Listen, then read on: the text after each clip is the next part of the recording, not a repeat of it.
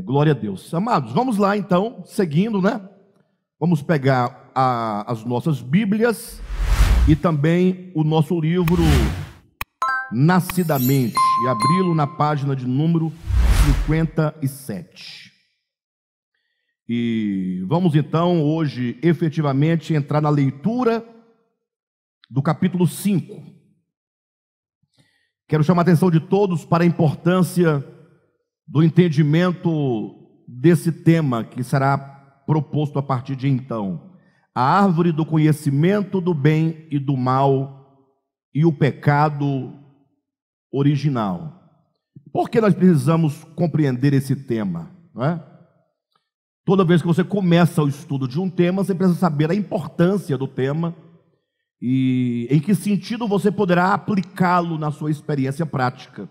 Do contrário, você adquire um conhecimento e não sabe onde aplicá-lo, né? Então, assim, se o nosso grande problema, o grande problema da humanidade é o problema do pecado, né? Então, para nós lutarmos contra esse grande inimigo, nós precisamos conhecê-lo. Então, todos os cristãos sabem que Deus criou o homem perfeito, só que esse homem, num dado momento da sua experiência, ele comete o chamado pecado original, que é o que desvia o homem da vontade de Deus. Deus criou o homem para uma finalidade.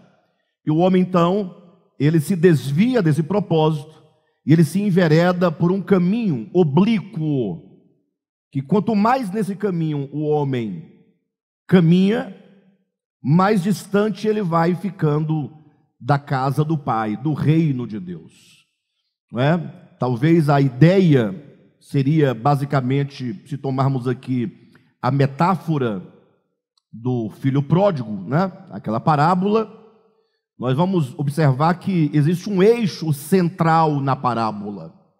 A parábola fala de um pai, fala de dois filhos. Na primeira parte da parábola fala de um filho mais moço, e diz que esse filho, ele sai da casa do pai e vai para uma terra distante.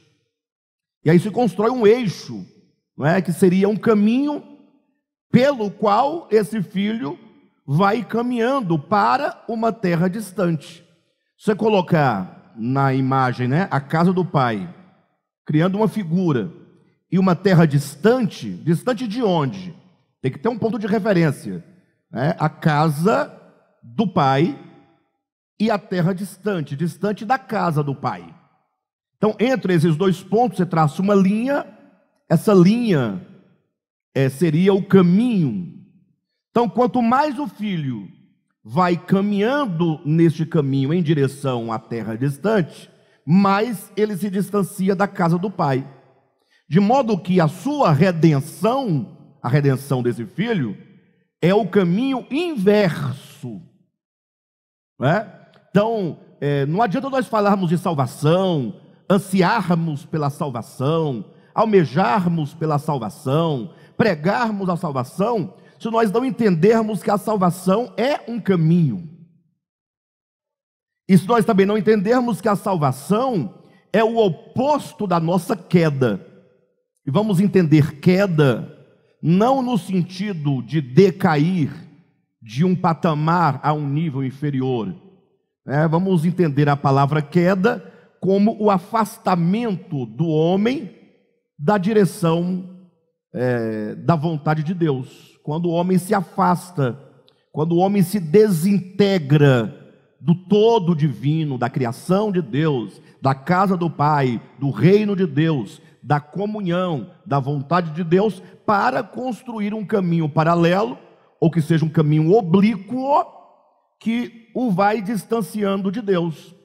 Então, o grande problema quando falamos de salvação, é que nós deixamos de entender a salvação porque não entendemos a queda. E o grande problema da queda é que nós não entendemos o que é essa queda do homem, por causa exatamente de Gênesis 3. Não que Gênesis 3 seja a causa da nossa incompreensão, mas é que a nossa leitura de Gênesis 3 é uma leitura deficiente.